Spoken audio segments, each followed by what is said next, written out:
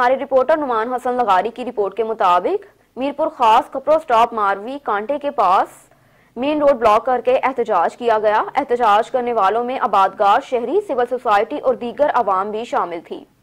उनका कहना था कि यूरिया खाद का नायाब होना हुकूमत और डीलर्स की आपस में गठजोड़ है और जमींदारों आबादगारों को बर्बाद करने की साजिश है, जिसको अब किसी सूरत भी बर्दाश्त नहीं किया जाएगा।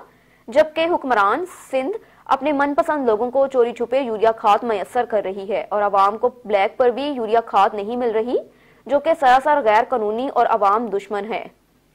फौरी तौर पर जमींदार खाद डीलर्स पर सख्त से सख्त नोटिस लिया जाए। अब अगर कार्रवाई अमल में नहीं आई तो अब ये एहतजाज पूरे मुल्क की ट्रैफिक बंद करके शदीद एहतजाज किया जाएगा।